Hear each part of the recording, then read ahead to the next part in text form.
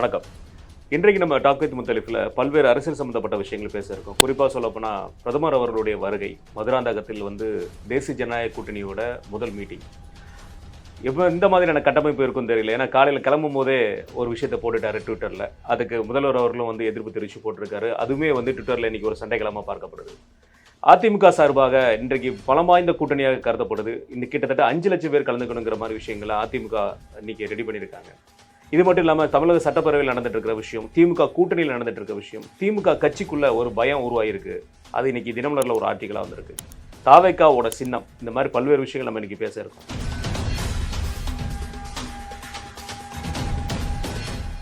அண்ணா வணக்கம். வணக்கம். நான் நிகழ்ச்சி தொடங்குறதுக்கு முன்னாடினே உங்களுடைய புதிய சேனலுக்கு தமிழிம்பல் சார்பாகவும் என்னுடைய பர்சனல் சார்பாகவும் ஒரு வாழ்த்துக்கள்ண்ணே. மைக் எம் சொல்லி நீங்கள் ஆரம்பிக்கிறீங்க. ஒவ்வொருத்தரும் சொல்லுவாங்க நாங்கள் நடுநிலை தான்.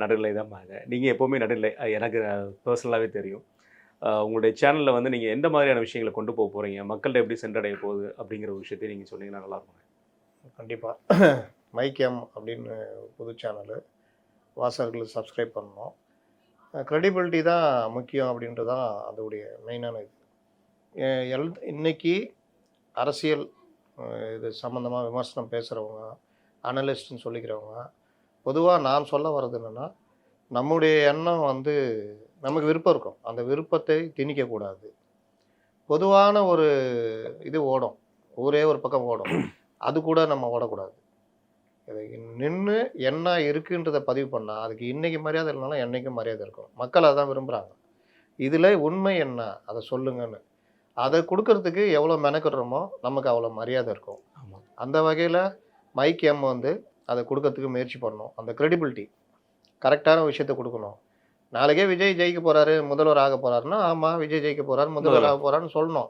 இல்லை ஆகவே மாட்டார், ஒன்றும் இல்லைன்னு சொல்லிட்டு போனால் ஜெயிச்சா நம்மளுடைய க்ரெடிபிலிட்டி போயிடும், என் விருப்பத்தை திணிச்ச மாதிரி ஆகிடும். அப்போ என்ன இருக்குன்றதை சொல்லணும். இதை சொல்ல சொல்ல என்ன ஆகும்னா, உங்களை நோக்கி கரெக்டான சோர்ஸ் வர ஆரம்பிப்பாங்க. இது ஒரு பார்ட்டு. ஆனால் ஒரு அனலைஸாக அரசியலை கொடுக்கலான்னு, தினசரி டெய்லி ஒரு ரிவ்யூ கொடுக்கலாம் அப்படின்னு. இது இல்லாமல் அப்பப்போ வர்ற பிரச்சனைகள் இருக்குல்ல, அரசியல் சார்ந்தோம் அந்த மாதிரி விஷயங்களில் ஒரு இது பண்ணலான்னு பேட்டிகள், அவ்வப்போது பேட்டிகளும் வரும். இது இல்லாமல் கிரைம் கள்ளக்காதல் கொலை, மாமியார் வெட்டி கொலை அந்த மாதிரி இல்லாமல் கிரைமில் எவ்வளோ விஷயங்கள் இருக்குது. அதில் நீங்கள் நம்மளுடைய மண்ணின் மைந்தர்கள் நம்ம நாட்டுக்காக பண்ண பல விஷயங்கள், RAWவில் பண்ணது, IB, இந்த மாதிரி விஷயங்கள் அதெல்லாம் எடுத்தால் கிட்டத்தட்ட ஒரு 35-40 எபிசோடு பேசலாம். அவ்வளோ தகவல் எடுத்து வச்சுருக்கேன். அந்த மாதிரி விஷயங்கள் நம்ம சாதாரணமாக கிரைமில் காவல்துறை எப்படி துப்புரஞ்சி பிடிச்சாங்க, முக்கிய வழக்குகள், அந்த மாதிரி விஷயங்கள். அப்புறம் சைக்காலஜி ஒவ்வொருத்தர் வாழ்க்கையிலையும் முக்கியமான ஒன்று. அதில் ஒரு சைக்காலஜிஸ்ட்டு ஏற்கனவே நான் பேட்டிலாம் எடுத்திருக்கேன். எனக்கு விருப்பமான பக்கம் அது சைக்காலஜின்றது. அதை ரெகுலராக வாசகர்களுடைய இதுக்கு தர மாதிரி, ப்ளஸ் பங்கு சந்தை, அந்த மாதிரி சினிமாவில் ட்ரேடு, அது இந்த மாதிரி விஷயங்கள். பழைய சினிமா இன்றைக்கி எம்ஜிஆருக்கோ சிவாஜிக்கோ பழைய படங்களுக்கோ பெரிய மவுஸ் இருக்குது. இன்றைய இளைய தலைமுறையினருக்கு தப்பான தகவல் போகுது, நல்ல தகவல் கரெக்டான தகவலும் போகுது. கூடிய வரைக்கும் இந்த ஆளுமைகளை பற்றி பல விஷயங்கள் ரஜினி கமல் உட்பட கொடுக்கணும்னு, இந்த மாதிரி ஒரு முழுமையான ஒரு இதாக கொண்டு வரலாம் அப்படின்றது பார்ப்போம், முயற்சி பண்ணுவோம். முயற்சி வெற்றி பெற வாழ்த்துக்கள்ண்ணே. கண்டிப்பாக. இன்னைக்கு நேதாஜி சுபாஷ் சந்திர போஸ் அவருடைய பிறந்தநாள்ண்ணே. அவரை பற்றி நம்ம எல்லாருக்குமே தெரியும். எப்பேற்பட்ட ஒரு தலைவர், ஒரு இராணுவத்தை கட்டமைக்கிற அளவுக்கு இருந்தவர், காந்தியிட்டமே நேரடியாகவே கோவப்பட்டு சென்றவர். இந்த மாதிரி வரலாற்று விஷயங்களில் நேதாஜி சுபாஷ் சந்திர போஸ் அவர்களுக்கு ஒரு தனி இடமே உண்டு. இன்றைக்கு அவருடைய பிறந்தநாள். அவரை கண்டிப்பாக நம்ம தமிழ்நாடு சார்பாக போட்டுருவோம். உங்களுடைய கண்டிப்பாக. நீங்கள் சுதந்திர தின வரலாறில் வங்கம் ஒரு மிகப்பெரிய பங்கை வகித்திருக்கிறது. ஒன்றுபட்ட வங்காளம், ராஜா ராம்மோகன் ராயிலிருந்து பல தலைவர்கள், வங்கம் தந்த சிங்கங்கள். அந்த வரிசையில் சுபாஷ் சந்திர போஸ் அவருடைய அந்த இது ஒன்று. இந்திய சுதந்திர போராட்டத்தில் இருவேறு கருத்துக்கள் மோத ஆரம்பிச்சது. அதில் மிதவாத போக்கில் காந்தி, இந்த பக்கம் கொஞ்சம் இடதுசாரி சிந்தனையில் வந்த தலைவர்கள் தான் திலகர், சுபாஷ் சந்திர போஸ், பகத்சிங், நம்ம பாரதியார், இந்த மாதிரி பல தலைவர்கள், வாவு சிதம்பரம் பிள்ளை, இந்த மாதிரி ஒரு பெரிய இதுவே. ஒரு கட்டத்துக்கு மேலே இடதுசாரி சிந்தனை கொண்ட வெள்ளையனை அவனுடைய பாணியிலே அடித்து வெளியே அனுப்பணும்னு முடிவெடுத்த தலைவர்கள் வீழ்த்தப்பட்டனர். அதில் பலருக்கும் பங்கு உண்டு, காந்தி உட்பட. அதில் அழிக்கப்பட்ட தலைவர்கள் வந்து நீங்கள் பார்த்தீங்கன்னா கடுமையாக அழிக்கப்பட்டார்கள். திலகர் எடுத்துக்கோங்க, வஉசி கடைகோடி வரைக்கும் ஒன்றுலாம் பண்ணாங்க. உனக்கு வறுமையை கொடுக்குறோன்னு வறுமையை கொடுத்தாங்க. கடைசியில் அவர் கெரசின் விற்று பொழைக்கிற நிலைமைக்கு போனார். ஒரு பாரிஸ்டர், ஒரு வழக்கறிஞர், கப்பல் ஓட்டிய தமிழன், அந்த மாதிரி அவரை பண்ணாங்க. நேதாஜியும் கிட்டத்தட்ட அதுதான். பகத்சிங்கை தேதி குறித்தாங்க.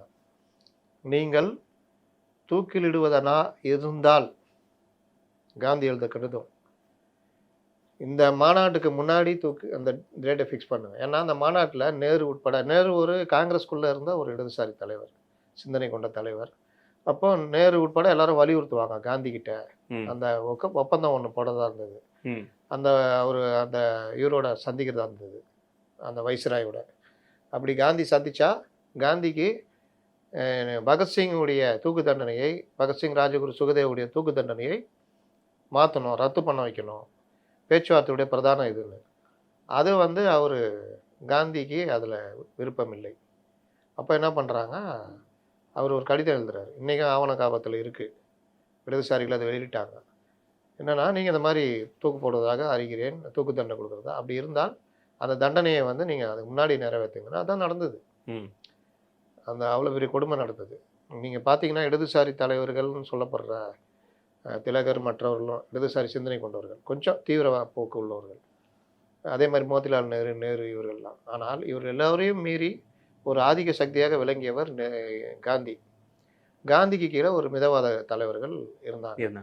நீங்கள் சௌரா சௌரி சம்பவம்னு சொல்லுவாங்க. அப்போ ஒத்துழையாமை இயக்கத்தை கொண்டு வந்தப்போ சௌரான்றதுல ஒரு போலீஸ் ஸ்டேஷனை எரிச்சிடுறாங்க அந்த கிராமத்து மக்கள். அதுக்காகவே அந்த போராட்டத்தை நிறுத்திட்டார் அவர். நேரு அன்னைக்கு கடுமையான கோபம். ஒரு பெரும் போராட்டத்தில், நாடு தழுவிய நடக்கிறதுல எங்கே அங்கே ஒரு சிறு சம்பவங்கள் நடக்க தான் செய்யும். அதற்காக ஒரு தேசம் தழுவிய போராட்டத்தை நிறுத்துவதான்னு நேரு பதிவு பண்ணியிருப்பார்.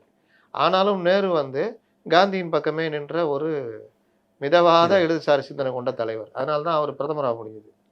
அப்போ இந்த மாதிரி இவர்கள் எல்லோருமே பெரிய அளவில் பாதிக்கப்பட்டு, திலகர்லாம் அவ்வளோ சிறைவாசம், பாரதியார் என்ன கதியானான்னு தெரியும், வஉசி, அந்த மாதிரி. அந்த வரிசையில் தான் சுபாஷ் சந்திர போஸ். இதில் ஓரளவுக்கு மக்கள் பக்கம் நின்று காந்தியோட சண்டை போட்ட ஒரு மாபெரும் தலைவர் அம்பேத்கர். அவர் ஒடுக்கப்பட்ட மக்களுக்காக சண்டை போட்டார். இரட்டை வாக்குரிமைன்னு ஒன்று இருந்தது. ஒரே தொகுதியில் 2 வாக்குரிமை, 2 உறுப்பினர்கள் தேர்ந்தெடுப்பாங்க. அப்புறம் தனி தொகுதி, இந்த மாதிரிலாம் சண்டை போட்டு அவர் அரசியலமைப்பு சட்டத்தை உருவாக்குறதுல பங்காற்றி லாஸ்ட்டில் அந்த காங்கிரஸ் கவர்மெண்ட்டில் இருக்க முடியாமல் வெளியே போய் தனியாக குடியரசு கட்சி ஆரம்பிச்சார். அதே மாதிரி சுபாஷ் சந்திர போஸ் இதுலேருந்து மாறுபட்டு வெளியேறி அவர் தனியாக படை அமைத்து சிங்கப்பூர் போய், சிங்கப்பூரில் ஏற்கனவே போன புரட்சியாளர் அவர் அமைத்து கொடுத்த அந்த படையில் அவர் அந்த படை உருவாகி அதில் அதிகமாக சென்றது தமிழர்கள். அதுதான் பெருமை. பெண் ஒருத்தவங்க லட்சுமி ஷெகால் இதில் இருந்தாங்க, பெரிய தலைவராக, பெரிய தளபதியாக இருந்தாங்க. நம்ம தமிழர்கள்லேருந்து குறிப்பாக மதுரை, தென் மாவட்டங்களை சேர்ந்த பலரும் இருந்தாங்க. அந்த ஃபார்வர்ட் பிளாக் தான் இன்னை வரைக்கும் தமிழ்நாட்டில் அந்த ஒரு இது இருக்கும், போயிட்டு இருக்கும். அதே மாதிரி போஸு, மதுரை முழுவதும் சுபாஷ் சந்திர போஸ்ன்னு பேர், இப்படிப்பட்ட இதெல்லாம் அந்த அளவுக்கு நமக்கு ஒரு உறவு. ஏன்னா நம்ம கிட்டத்தட்ட மதுரை தென் மாவட்ட மக்கள்கிட்ட அந்த ஒரு எழுச்சி இருந்தது. வீரமங்கை வேலுநாச்சியார்லேருந்து பலரையும் நீங்கள் அந்த எல்லாருமே அந்த மாதிரி அட்டாக் பண்ணுறது. இதில் முடிந்தால் அது கூட எனக்கு ஒரு எண்ணம் இருக்குது. என்னன்னா, அறியப்படாத சுதந்திர போராட்ட வீரர்கள்னு எடுத்துக்கிட்டிங்கன்னா தமிழ்நாட்டிலே ஒரு 2000 பேர் இருப்பாங்க. எப்போ அவர்களுடைய கதைகள்லாம் கேட்டிங்கன்னா வீரம் செறிந்த கதைகள். அதை திரட்டி அதை ஒரு ஆவணமாக மாற்றணுன்றதுலாம் என்னுடைய எண்ணம். அகில இந்திய லெவலில் பார்த்தீங்கன்னா, நான் ஏற்கனவே சொல்லியிருக்கேன் பாருங்கள், சரித்திரத்தை மாற்றிய சதி வழக்குகள், அதிலெல்லாம் ஏகப்பட்ட புரட்சியாளர்கள் இருப்பாங்க. அந்த மறைக்கப்பட்ட வரலாறு. அந்த வரிசையில் நம்ம எல்லோரும் பெரிதும் மதித்தவர் சுபாஷ் சந்திர போஸ். அவர் விமான விபத்தில் இறந்து போனார். ஆனால் அது கடைசி வரைக்கும் மர்மமாகவே ரொம்ப வருடம், இப்போ வரைக்கும் சில பேர்லாம் அவர் உயிரோட நம்பிக்கிட்டு இருக்கிறாங்க. அதனால் இந்த மாதிரி விஷயங்கள்லாம், அதாவது சில வீரர்களுக்கு மரணம் இல்லைன்னு வாங்கல்ல, அதுதான் அந்த வரிசையில் அவர் ஒருத்தர். கண்டிப்பாண்ணே. ரைட்ண்ணே. இன்றைக்கு பிரதமர் அவர்கள் அரசியல் விஷயமாக, அதாவது அரசாங்க விஷயமா வர்றதுங்கிறது வேற, அரசியல் விஷயமா, தேர்தல் விஷயமா நீங்கள் வர்றாரு. கூட்டணி சம்பந்தப்பட்ட கூட்டம் மாபெரும் பொதுக்கூட்டம் நடத்த போகிறாங்க. அதுவும் என்டிஏ சார்பாக நடத்தப்படுற முதல் பொதுக்கூட்டம். பிரதமர் அவர்களுடைய வருகை எந்த மாதிரியான தாக்கத்தை உருவாக்க வாய்ப்பு இருக்கும்? ஏன்னா காலையிலே வரும்போதே ஆரம்பிச்சுட்டு வந்துட்டாரு. ஊழலை ஒழிக்க என்டிஏ கூட்டணி இந்த பக்கம் மக்கள் நிற்கிறாங்கன்னு சொல்லி வந்து ஆரம்பிச்சுட்டு வந்துட்டாரு. எப்படி பார்க்குறீங்க? முதல்வர் ஸ்டாலினுக்கு மிகப்பெரிய வாய்ப்பை யாருக்குமே கிடைக்காது. மலர் பாதையில் வச்சு கொடுக்கப்பட்ட இதுதான் முதல்வர் பதவி. வெற்றி மேலே வெற்றியே தமிழக மக்கள் வாரி கொடுத்தாங்க. பதிலுக்கு அவர்களுக்கு இவர்கள் என்ன செஞ்சாங்கன்னு பார்த்தீங்கன்னா மிக பெரும் ஏமாற்றம். குடும்ப ஆட்சின்னு சொன்னது கலைஞர் பீரியடில் கூட ஓரளவுக்கு தான். இதில் ஓவராக போய் கூட்டணி கட்சிகளே மனது நொந்து போகிற அளவுக்கு நடக்கப்பட்ட ஆட்சி. எல்லாத்துக்கும் மேலே ஒரு முதல்வர், ஒரு கட்சி தலைவர், அவரு கீழே தான் கட்சி இருக்கணும், கட்டுப்பாடாக இருக்கணும். இரும்பு கரம், சர்வாதிகாரிலாம் சொன்னார்.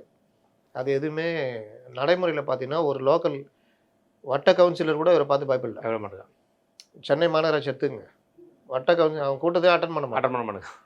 இன்னும் பல இடங்களில் மாநகராட்சி மேயரையே மாற்றுற அளவுக்குலாம் பண்ணாங்க. அது கட்சிக்காரங்க இந்த மாதிரிலாம் நடந்தது. அப்போது இவ்வளோ விஷயங்களுக்கும் காரணமாக இருந்த அந்த திமுக ஆட்சி அகற்றப்படணுன்றதுல மக்களுக்கு பெரும் கோபம் இருக்குது. இந்த ஆட்சியுடைய இன்னொரு பார்ட் என்னன்னா, இவர்கள் ஆட்சியுடைய பிரச்சனைகளை மறைப்பதற்கும் அந்த பலகீனங்களை மறைப்பதற்கும் மக்கள் இவர்கள் மேலே உள்ள கோபத்தை மடைமாற்றம் செய்வதற்கும் இவர்கள் கையில் எடுத்த ஆயுதம்தான் பாஜக, மத்திய அரசு வஞ்சிக்கிறது. இந்த மாதிரி விஷயங்கள் அதிமுகவை தொடவே மாட்டாங்க, ஃபுல்லாக பிஜேபி எதிர்கட்சியாகவே காமிக்க மாட்டாங்க.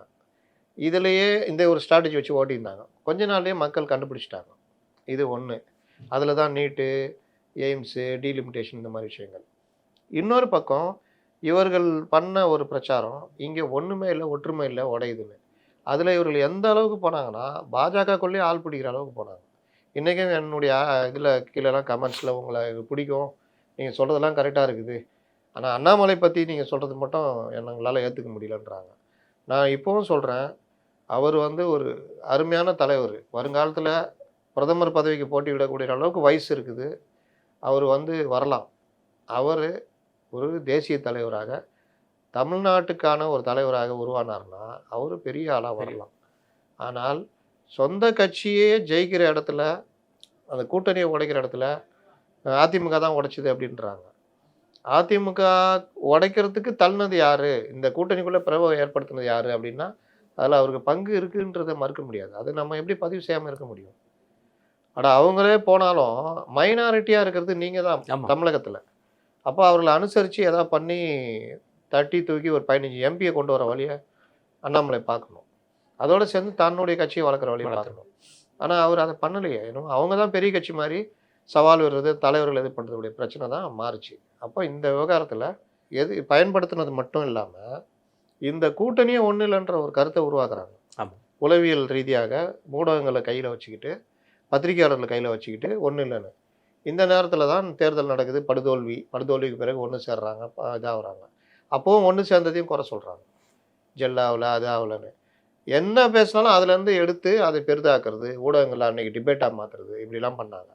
இது எல்லாம் நீங்கள் பண்ணுறீங்களே, மக்களுக்கு ஏதாவது பண்ணியிருந்தா மக்கள் உங்களை விரும்பியிருப்பாங்க. ஆமாம். ஆனால் நீங்கள் இந்த கதையே காமிச்சிட்டதுனால ஒரு பெருசாக மாற்றம் வரல. அதனுடைய விளைவு இவர்கள் ரொம்ப அமைதியாக ஸ்ட்ராங் பண்ணோன்னா இன்றைக்கி என்ன பண்ணுறதுன்னு தெரியல. அதனுடைய விளைவு தான் இன்றைக்கி பிரதமர் போடுறாருன்னா பிரதமருக்கு பதில் சொல்லிக்கிட்டு அடிச்சிட்டு இருக்காரு. இன்னொன்று பாருங்கள், நேற்று சட்டசபையில் 5 வருஷமாக நீட்டு பற்றி நம்ம தான் தப்பு பண்ணிட்டோம் தெரிஞ்சு வாயை மூடிக்கிட்டு கம்முன்னு இருந்தவங்க 5 வருஷமாக ரூம் போட்டு யோசிச்சுக்கிறாங்க. பல 5 ஸ்ட்ராட்டஜி வச்சுக்கிறேன், என்னடா பண்ணுறீங்க அப்படின்னா எல்லாம் யோசித்து நேற்று இவர் கேட்குறாரு, நாங்கள் மத்தியில் ஆட்சியில் வருவோம்னு நினச்சி தான் நான் சொன்னேன். அப்படியா சொன்னீங்க? அப்படின்னு சட்டமன்ற தேர்தலில் எப்படின்னா சொல்ல முடியும்? அப்படின்னா நாடாளுமன்ற தேர்தலில் சொன்னீங்கன்னா கூட நாங்கள் சரிங்களா, அது ஏதோ இந்த கூட்டுரை ஏற்றுக்கலாம். 2019 வரல வரலீங்க. அப்புறம் எப்படி நாங்கள் வந்தால் முதல் கையெழுத்து இது? அந்த கேள்வியை அவர் கேட்டிருந்தா கூட அது இது பண்ணியிருப்பாங்க. நீங்கள் சொல்கிற மாதிரி சட்டமன்ற தேர்தலில் எப்படி நீங்கள் வாக்குறுதி கொடுப்பீங்க? 3 வருஷம் இருக்குது. ஆமாம். அப்போது நாங்கள் ஆட்சிக்கு வரணும்னு நினச்சோம், வரலன்னா கம்முன்னு இருந்திருக்கணும். மத்தியில் பாஜக ஆட்சி இல்லைண்ணா, அதில் வேறு இன்னொரு கேள்வியும் இருக்குது. ஐஎன்டிஏ கூட்டணியில் இருக்க மற்றவங்களே இதை ஒத்துப்பாங்களா? அதுக்கப்புறம் முதல்ல ஐஎன்டி கூட்டணியில் இவங்க நினைக்கிற ஆட்சி அங்கே வருமா யார் தலைமையில் வரும்? காங்கிரஸ் தனித்தேர்தல் தலைவராக வருவாங்களா? நீட்டை கொண்டு வந்து 100 வயதுக்கே பெருசா கொண்டாடுறாங்க. அப்படி அப்பேற்பட்ட கட்சியா இருக்கு. அப்போ ஒரு சட்டமன்ற தேர்தலில் நீங்க கொடுத்த வாக்குறுதி நீட்டு, நான் வந்தா முதல் கையெழுத்து நீட்டு விலக்கு. அப்போ இவர் விலக்குன்னு போட்டதுனாலேயே பார்லிமெண்ட்ல கொண்டு போய் வச்சு எல்லாரும் கூடி சட்டம் நிறைவேற்றி தமிழ்நாடு விலை கொடுத்துற மாதிரி பில்டப் பண்ணீங்க. அன்னைக்கு உங்களை அப்படி எல்லாரும் நம்பினாங்க. ஏன்னா நேற்று அந்த கேள்வியை எப்படி கேட்குறாரு பாருங்க. அப்போ நீங்கள் தான் மத்தியில் ஆட்சியில் இருக்கீங்களா? நீங்கள் அவரை சொன்னாரா எடப்பாடி பழனிசாமி நான் நீட்டு விலக்கு வாங்கி தருவேன்? அவர் 7.5% அதுக்கு என்ன மாற்றது பண்ணிட்டு போயிட்டார். அப்போ நீங்கள் 10% கொடுங்க. 5 வருஷத்துல நீங்க கொடுத்துருக்கலாம், கொடுக்கல. இன்னைக்கு அந்த 7.5%ல 600 சில்லற மாணவர்கள் இன்னைக்கு தேர்வு ஆகுறாங்க. இது நம்ம வழக்கமான மாநில வழி கல்வியில 40 பேர்னா இது 630 பேர்னா கணக்கு போட்டுங்க எவ்வளவு. அப்போ இது லாபம் தான் அப்படின்றத கூட நீங்க ஏத்துக்க மறுக்கிறீங்க. இதுல தெனாவிட்டா நீங்க ஏன் பண்ணல? நீங்க பண்ண வேண்டியதானே? எப்படி இந்த பதில சொல்ல முடியுது? அதுவும் அந்த அதுதான் சொல்றேன். இந்த சேர்ல உட்கார்ந்துட்டு ஏங்க அவர் என்ன கேட்குறாரு, இங்க வர்ற முதலீடுகள் ஆந்திராவுக்கு எப்படி ஏன் போச்சா இல்லையா அது சொல்லுன்னா அதுக்கு பதில் என்ன தெரியுமா? அப்போ மற்ற மாநிலங்கள் பிழைக்கவே கூடாது என்று நினைக்கிறீர்களா? இது என்ன பதில்? அது கூட பரவாயில்லானே. அதுபடி ஒருபடி மேல போயிட்டாங்க. அது ஹெட் ஆஃபீஸ், பிரான்ச் ஆஃபீஸ் இங்க ஓபன் பண்றாங்க. ஏப்பா இது நல்லா இருக்குப்பா புதுசா. நீங்க ஒரு கம்பெனி நடத்துறீங்க, ஏன்பா அந்த பெரிய ஆர்டர் நமக்கு வராம பக்கத்து கம்பெனிக்காரனு போயிருக்குது, என்னையா பண்ணிட்டு இருக்கிறேன்னு மேனேஜரை கூப்பிட்டு கேட்டா, சார் பக்கத்து கம்பெனி பொழைக்கவே கூடாதா? என்ன சார் நினைக்கிறீங்க? டேய் பக்கத்து கம்பெனி அழியணும்னு நினைப்படா, அப்பதான்டா நீ நிர்வாகி. பக்கத்து மாநிலம் நீ அப்படியே ஒரு பக்கத்து மாநிலத்தை பத்தி எப்படி பதில் பாருங்க. இப்படிதான் இவர்களுடைய இது. ஏன் நீட்டை நீங்க தான் விலக்கு கொண்டு வாங்கல அதுல திரும்ப அதனால இந்த மாதிரி பேசித்தான் இவர்கள் அழிந்து போகிறார்கள். இவர்களுக்கு அவருக்கும் தெரியல நம்ம வைக்கிற இந்த வாதம் எப்படி சரியா இருக்கும். 21 சட்டமன்ற தேர்தல் நடந்தது, 19லயே பாஜக ஆட்சி வந்துச்சு. அப்புறம் எப்படி ஆட்சி மாற்றம் வரும் டெல்லியில? நாங்க அதனாலதான் நீட்டு விலக்குன்னு சொன்னோன்ற அடிப்படை விஷயங்கள் கூட இது இல்லாத அளவுக்கு அவர் எழுதி கொடுத்ததை இங்க சொல்லிக்கிட்டு இருக்காரு. அந்த முதலீடுகள் சம்பந்தமான இதுல வெள்ளை பேப்பரை கொடுக்குறாரு இவரு அப்படின்னு சொன்னா, பிப்ரவரி மாநாடு நடக்குது பாருங்க. நீங்க தள்ளி வச்சிருக்கீங்க. பிப்ரவரி மாநாட்டில் போனா ஒண்ணுமே இருக்காது. இதே கதையை தான் சொல்லிட்டு படம் போட்டு காட்டுவீங்க. நீங்க இத்தனை லட்சம் பேருக்கு இந்த கம்பெனி வந்திருக்கு, இத்தனை லட்சம் பேர் வேலை வந்துன்ற வெள்ளை அறிக்கை கேட்டா மாநாடு எப்படி நடத்துவீங்கன்னு தெரியாது. அங்க போயிட்டு உங்களை நீங்களே புகழ்ந்து பேசுவீங்க. இந்த மாதிரி இங்கேயே ஏற்கனவே இருக்கிற கம்பெனி ஆளுங்களை கூப்பிட்டுக்கின்னு ஒரு படம் காமிப்பீங்க. சரி, அது மீறி நீங்க என்னதான் உண்மை சொல்றீங்கன்னு பார்ப்போம். ஏன்னா 11.3 லட்சம் கோடி ப்ளஸ் 30 லட்சம் பேருக்கு வேலை வாய்ப்பு. இல்லைண்ணா, இது கூட நம்ம அவங்க சொல்ற கணக்கெல்லாம் அது அரசியல்வாதி கணக்குன்னு போயிடலாம். ஆனா தனிப்பட்ட முறையில ஒருத்தன் முன்னேறினத அதுக்கு காரணமும் தமிழக அரசாங்கம் சொல்லி ஜிடிபி விஷயத்துல சொல்றீங்கல்ல, அது ஏத்துக்கிடவே முடியாது. நீங்க அப்ப எல்லாத்துலயுமே சொல்றீங்கன்னா அப்ப இதை எப்படி நீங்க ஏத்துக்கிட முடியுது? இது ஒவ்வொருத்தரும் தனிப்பட்ட வருமானம் கூடி இருக்கு. அதுக்கு எந்த வகையில தமிழக அரசாங்கம் ஹெல்ப் பண்ணிருக்கு? இபி பில்ல இருந்து எல்லா பில்லையும் எனக்கு ஏத்திருக்க, நீ எப்படி எனக்கு தனிப்பட்ட வருமானத்தை சேமிக்கிறதுக்கான வழியே இல்லை. கையில கொஞ்சம் காசு இருந்தா அதையும் ஏதாவது வரி போட்டு பிடுங்குற ஏற்பாடு தான். இன்னைக்கு ஒரு மாசத்துக்கு 1500 ரூபானா எவ்வளவு காசு பிடிங்கிருக்கீங்க? 15,000 + 18,000 ரூபா ஒரு வருடத்துக்கு சாதாரண மக்கள்கிட்ட இருந்து கொடுக்குறீங்க. மின்சார கட்டண உயர்வு.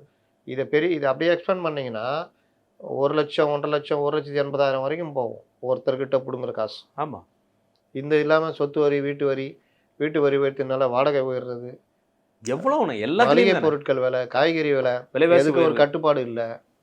இப்போ நான் என்ன கேட்குறேன், இப்போ துவரம் பருப்பு இங்கே விலை ஏறிச்சு, பக்கத்து மாநிலத்தில் குறைவாக இருக்குது. ஒரு கவர்மெண்ட் என்ன பண்ணணும்? அங்கேருந்து வாங்கி கொண்டு வந்து இது பண்ணுறோம். அந்த விலையேற்றத்தை கட்டுப்பாட்டில் வைக்கிறதுக்கு அங்கேருந்து இறக்குமதி பண்ணி இங்கே கொடுக்கணும். அப்போ இங்கே வியாபாரிங்க ஏற்ற முடியாது. அதானே நடைமுறை. ஆமாம்.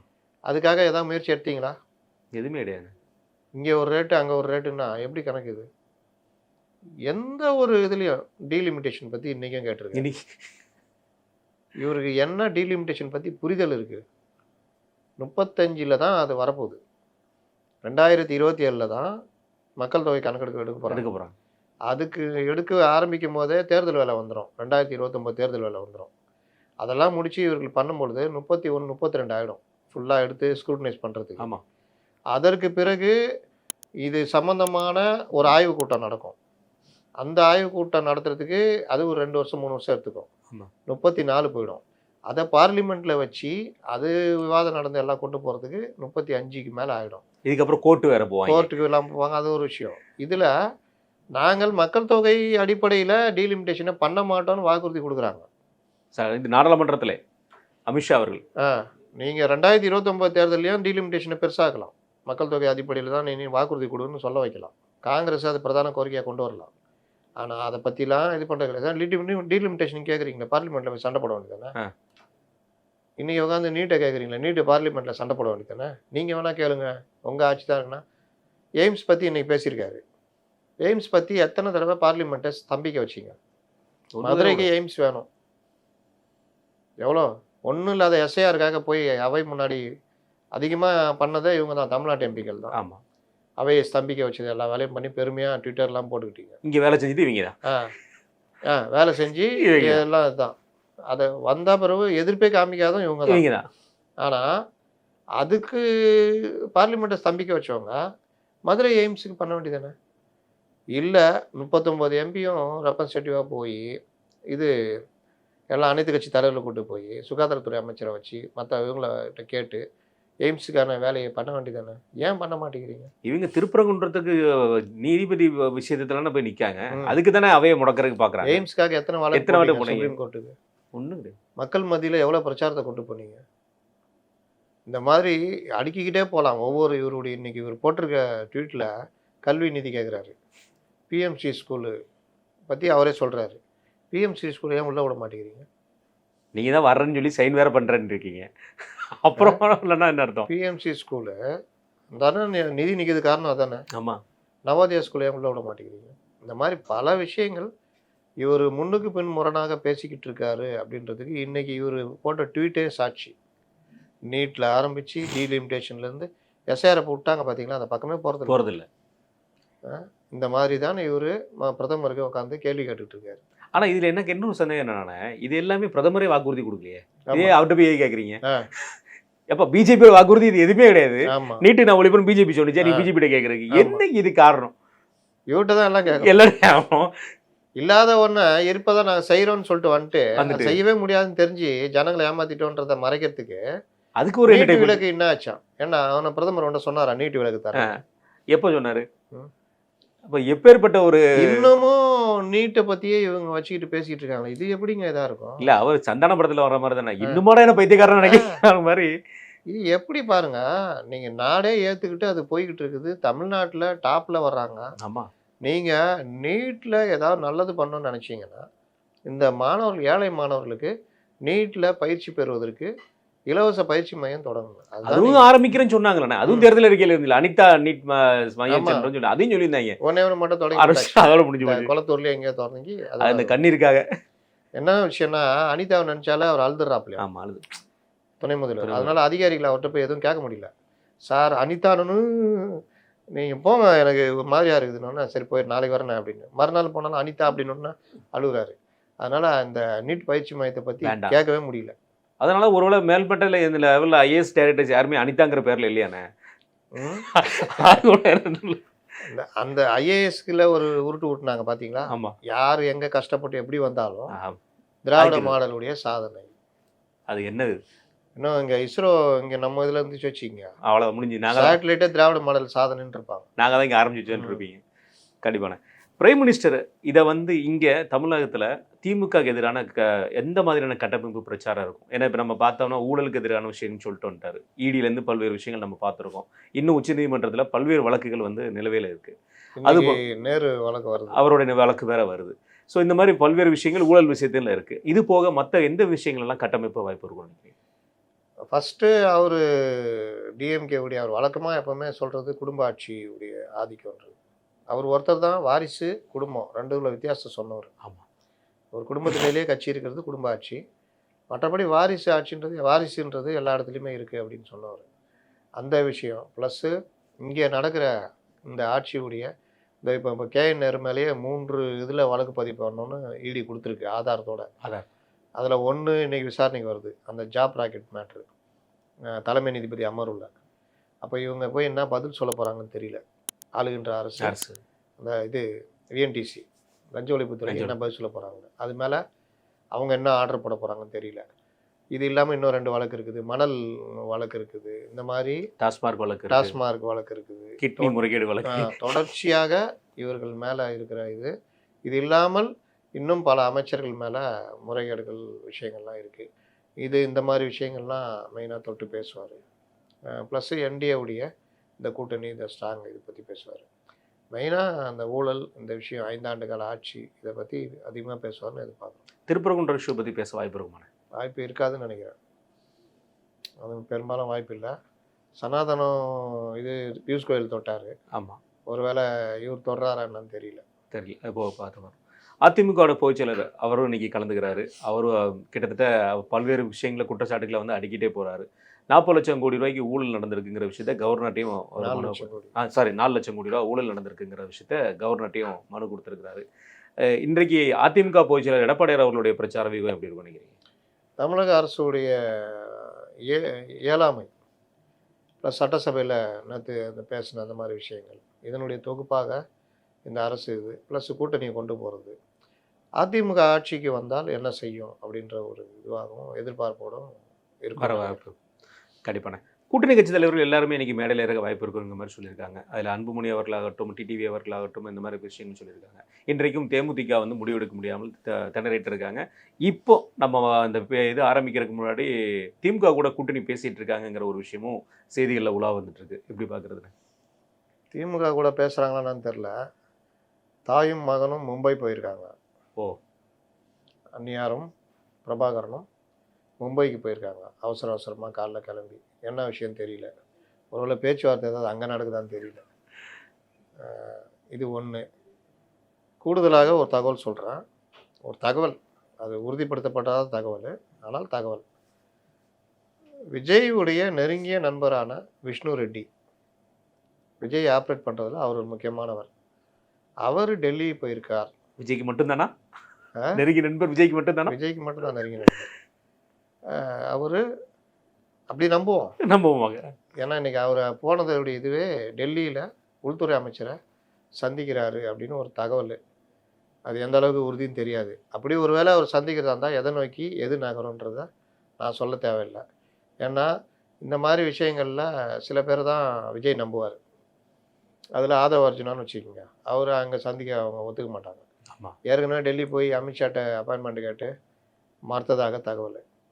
செகண்ட் அருண்ராஜெல்லாம் பெருசாக பொலிட்டிக்கலாக இது பண்ண மாட்டாங்க. இவர் நம்ப மாட்டார். யாரு? விஜய் நம்ப மாட்டார். அதுக்கு அடுத்தது யாருன்னு பார்த்தீங்கன்னா ஜானு ஒரு ஸ்ட்ராட்டஜிஸ்ட்டுக்கு ஒரு கட்சி சார்பாக போய் அங்கே பேச முடியாது. ஆமாம். அடுத்தது எங்கள் அண்ணன். அப்போது யார்? புஷி ஆனந்தா. இங்கே போகும்போதே சொல்லுவாங்க, நீ அங்கே போனோடனே உங்களுக்கு சிபிஐ காத்துக்கிட்டு இருக்குது, அரெஸ்ட் பண்ண போகிறாங்கன்னொன்னே வண்டியை லெஃப்ட்டில் ஒரு ரெண்டு காணா போயிடுவார். எதுக்கு வம்பு அவர்? அதனால் அவரையும் அனுப்ப மாட்டேன். இன்னொன்று அவர் போய் அமித்ஷாட்ட எதை பேச முடியும்? அப்போ தன கூட இருக்கிற தன்னுடைய தனிப்பட்ட லாப நஷ்டங்கள், பல விஷயங்கள், இதெல்லாம் பேசக்கூடிய தன்னுடைய மனதாக இருக்கக்கூடிய மனசாட்சி ஒரு எந்த பொறுப்புலையும் இல்லாத விஷ்ணு ரெட்டி அவரை அமுச்சு வச்சிருக்காருன்றாங்க. என்னன்றத கூடுதல் தகவல் நாளை கூட நம்ம என்னன்றத சொல்லலாம்.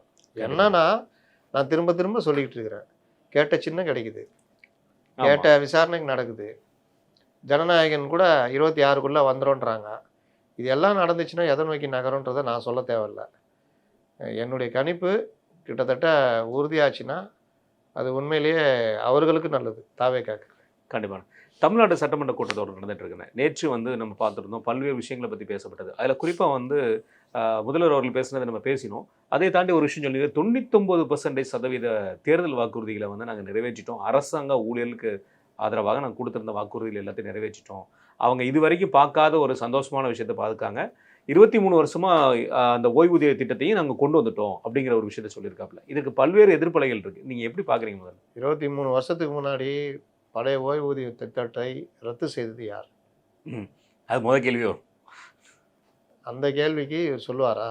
என்னமோ ஏடிஎம்கே தமிழ்நாட்டுக்குள்ளே கொண்டு வந்த மாதிரி பேசுகிறாங்களே. கண்டிப்பாக. வாஜ்பாய் அரசில் திமுக அதிக அளவு அமைச்சர்கள் இருந்து பங்கெடுத்த அந்த அரசு தானே அதை கொண்டு வந்தது.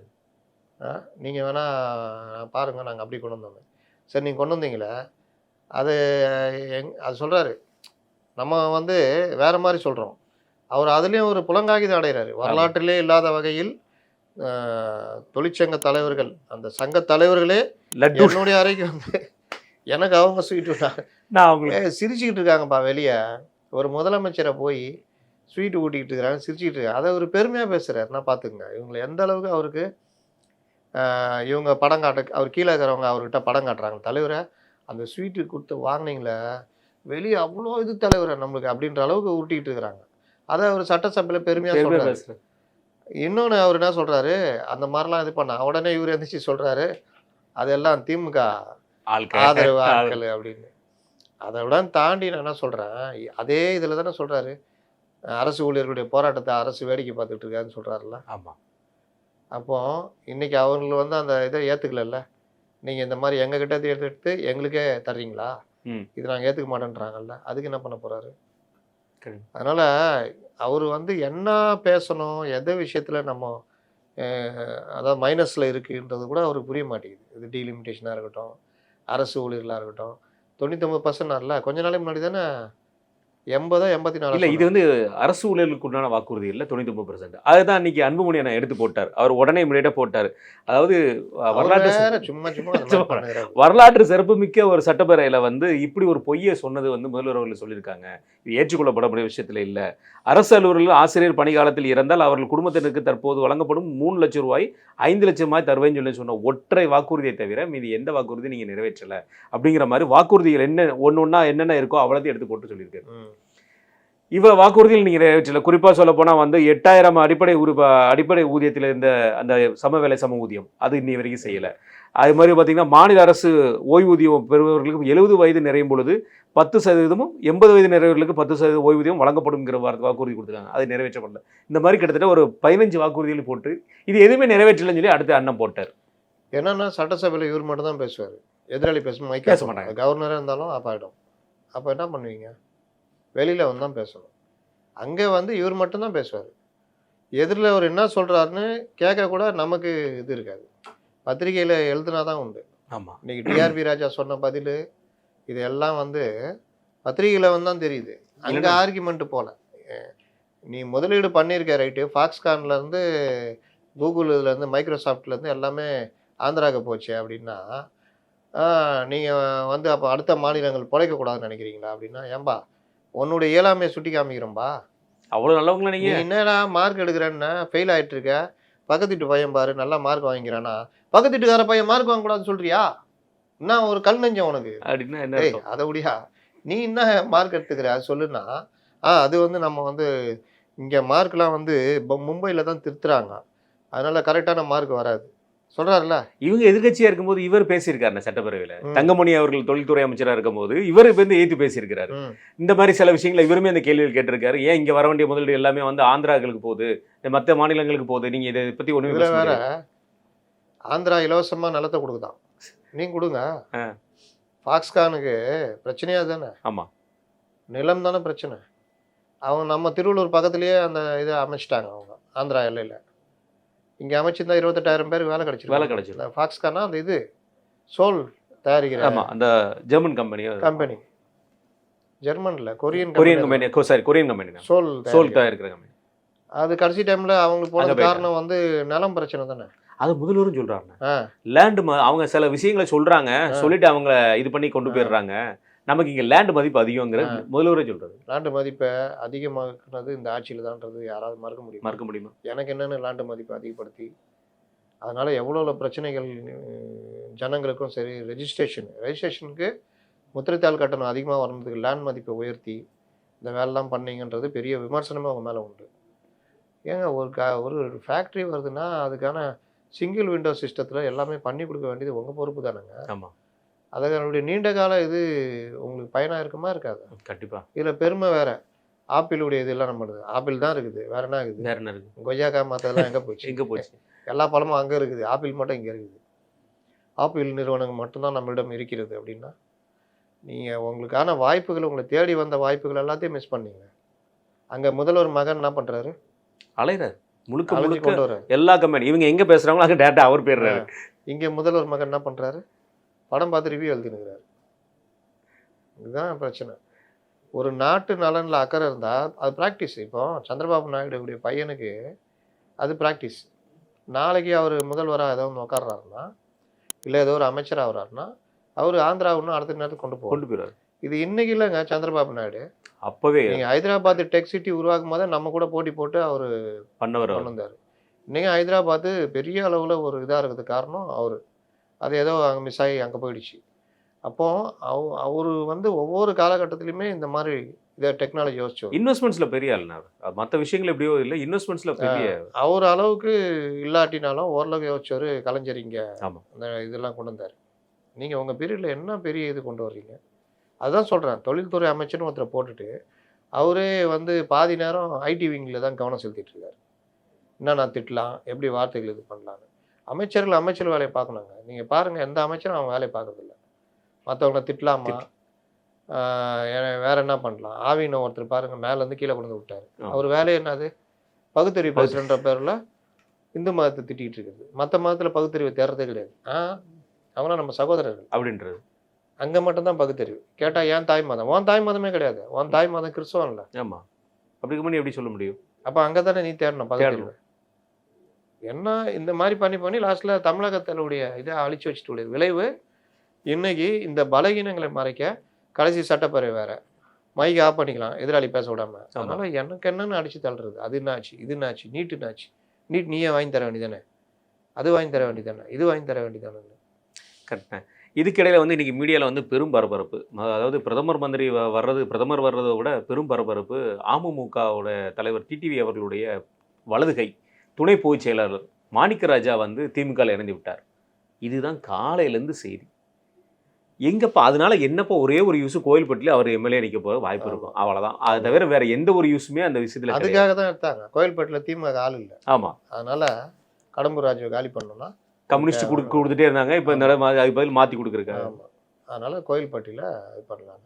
டிடிவியும் இங்கே வந்துட்டார். இனி கோயில்பட்டி எப்படி இருக்கும்? அதனால் இவர்கள் யார் கிடைக்கிறாங்க. அதான் நான் நேற்று சொன்னேன்ல, உங்கள்கிட்ட சொன்னால் யார்கிட்ட சொன்னேன்னு தெரில. எடப்பாடி பழனிசாமி வந்தாலும் சேர்த்துக்க ரெடியாகிறாங்க. பாருங்க எடப்பாடி பழனிசாமி அதிமுக பொதுச்செயலாளர் எங்கள்கிட்ட வந்துட்டார். ஒரு அண்ணன் ஓபிஎஸ்க்காக தான் வலிச்சுட்டு இருக்காங்களா? அவர் பாவம் குழப்ப தலைவர். தை முடியறதுக்குள்ள முடிவு எடுத்துட்டார். நீ தை அப்போ பிப்ரவரி 15க்குள்ள ஒரு முடிவை நான் எடுத்துறேங்கிற மாதிரி சொல்லிட்டாரு. கண்டிப்பாக எடுக்க சொல்லுங்க, தேர்தல் முடிஞ்சிட.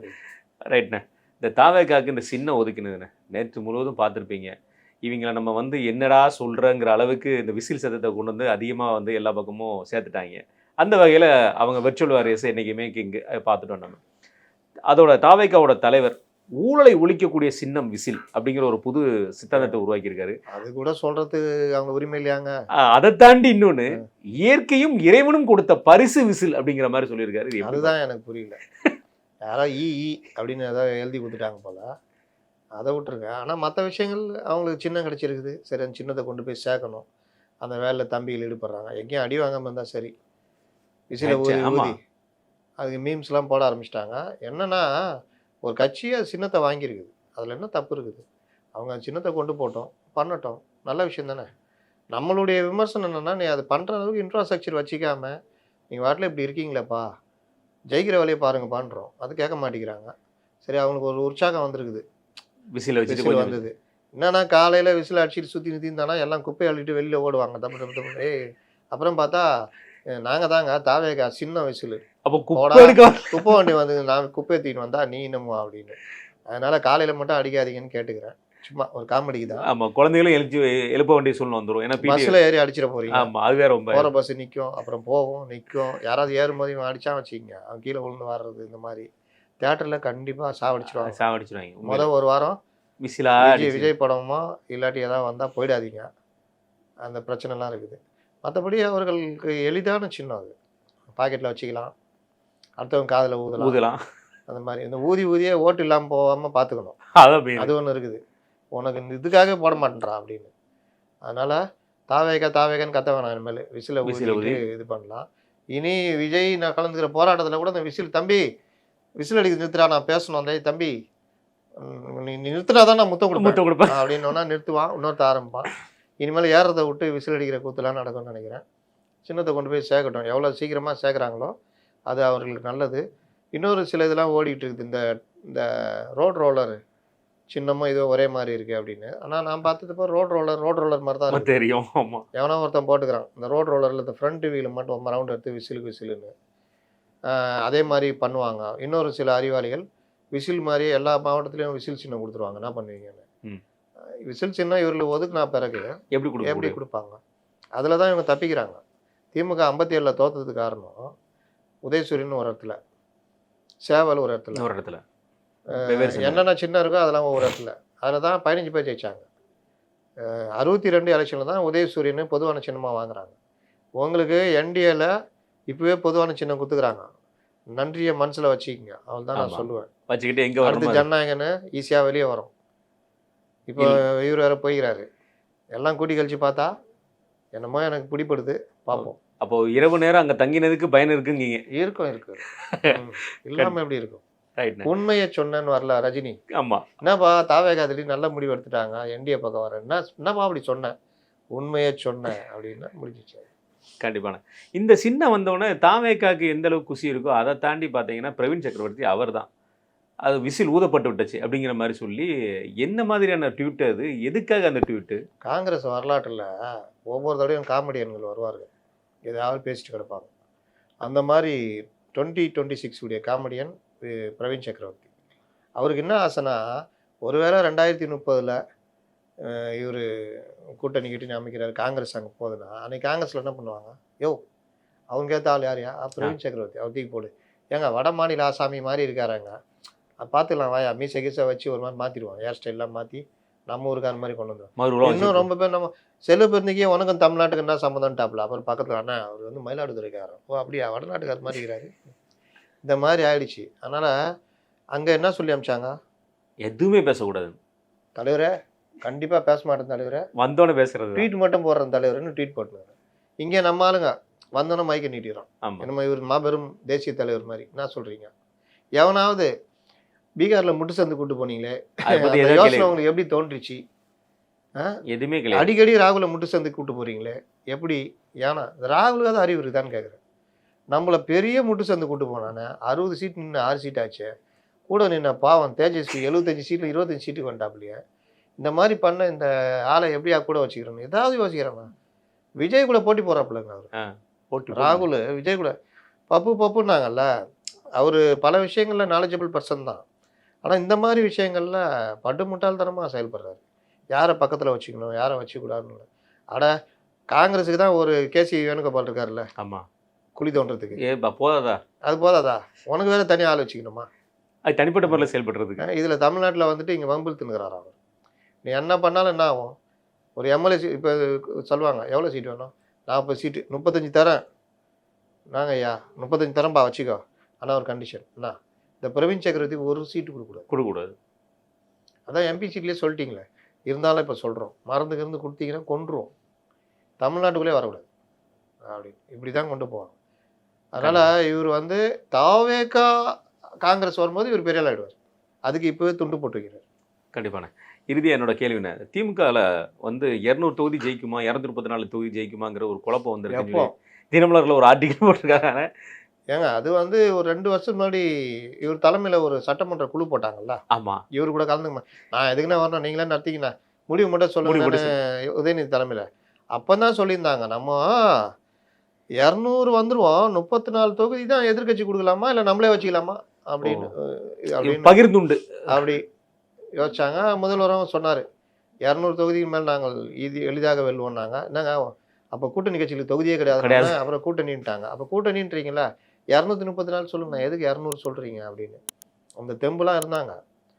போக போக 2 வருஷத்தில் தேஞ்சி கடந்த 6 மாதத்தில் மிகவும் அதிகமாக தேஞ்சி இப்போ 10% வந்துருவாங்களாங்கிற அளவுக்கு. ஆமாம், கம்முன்னு பார்த்துக்கலாம். எங்கே போகிறான்னு தெரில. தனியாக நின்னா பிளாஸ்ட்டு, அங்கே போனான்னா பிளாஸ்ட். கம்முன்னு முதல்ல பார்ப்போம் அப்படின்ற மாதிரி நம்ம சண்டையை முடிச்சுக்குவோம், அப்புறம் எத்தனை தொகுதின்னு யோசிப்போம் அப்படின்னு. அதனால் அது 200 தொகுதிகள் அப்படின்றது இப்போ கனவாக மாறிவிட்டது அவர்களுக்கு. கண்டிப்பாக. மிக நன்றி.